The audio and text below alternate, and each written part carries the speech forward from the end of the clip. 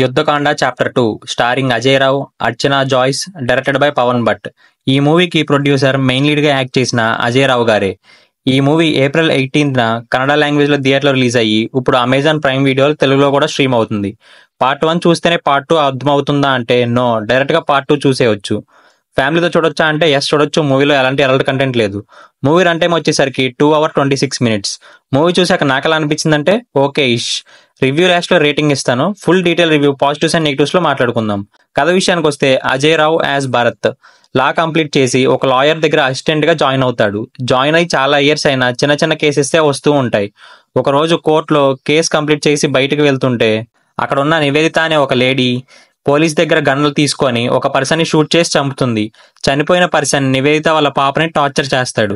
ఈ కేసుని Bharat take off చేస్తారు. అసలు నివేదిత కోర్టులోనే ఎందుకు షూట్ చేసింది, అసలు నివేదిత వాళ్ళ పాపని ఎందుకు టార్చర్ చేశాడు, అసలు పాపకి ఏమైంది, నివేదిత షూట్ చేసి చంపింది కదా, చివరికి జైలుకి వెళ్ళిందా లేదా, అండ్ వాళ్ళ పాపకి న్యాయం జరిగిందా లేదా అనేది రిమైనింగ్ స్టోరీ. మన రివ్యూస్ ని అందరూ చూస్తున్నారు కానీ మన ఛానల్ ఎవరు సబ్స్క్రైబ్ చేసుకోవడం లేదు. మా ఎఫర్ట్ కి మీరు ఇచ్చే సపోర్ట్ అంటే సబ్స్క్రైబ్ చేసుకోవడమే. Please do subscribe our channel for more genuine reviews. మూవీలో పాజిటివ్స్ వచ్చేసరికి మెయిన్ లీడ్ గా యాక్ట్ చేసిన అజయ్ రావ్ గారి పర్ఫార్మెన్స్ బాగుంది. వాళ్ళు తీసుకున్న ప్లాట్ పాయింట్ బాగుంది. లైక్ ముందే ఇదంతా చేసిన వాడిని చంపేస్తే కేసు అలా ముందుకు వెళ్తుందనే పాయింట్ చాలా బాగుంది. కొన్ని కోర్టు ప్రొసీడింగ్స్ బాగున్నాయి.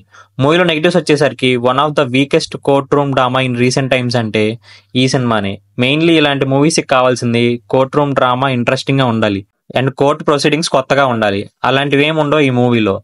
ఫస్ట్ హాఫ్ అంతా మూవీ సెటప్ కోసం యూస్ చేసుకున్నారు. మెయిన్ మూవీ అంతా సెకండ్ హాఫ్ లోనే ఉంది. Movie full lag. మధ్యలో ఒక లవ్ స్టోరీ ఇరికించారు. అసలు వర్క్ అవ్వలేదు లవ్ స్టోరీ. అసలు పాపకి ఏం జరిగింది అనేది కూడా ప్రాపర్ గా ఎస్టాబ్లిష్ చేయలేదు. Weakest opponent lawyer. ఇలాంటి కోర్ట్ రూమ్ డ్రామాలో అపోనెంట్ లాయర్ ఫుల్ స్ట్రాంగ్ ఉంటారు. బట్ ఈ మూవీలో అపోనెంట్ లాయర్ వీక్ గా ఉంటాడు. ఇలాంటి కోర్ట్ రూమ్ డ్రామాలో కామన్ గా ఒక పాయింట్ ఉంటుంది.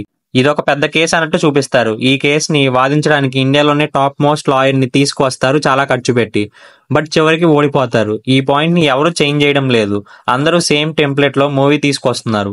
మూవీలో మ్యూజిక్ కూడా అంతేం అనిపించలేదు. డాక్టర్ మాట్లాడే అప్పుడు వాయిస్ మిక్సింగ్ సరిగ్గా లేదు. విజువల్లీ ఓకేష్ అనిపించింది. Better to watch movie in 1.5-2x. చాలా స్లోగా ఉంటది. నా ఫైనల్ వర్డిక్ట్ వచ్చేసరికి strictly one time watchable for second half. ఈ మూవీకి నేను ఇచ్చే rating 1.5 out of 5. That's it for today. మళ్ళీ ఇంకో రివ్యూతో కలుసుకుందాం.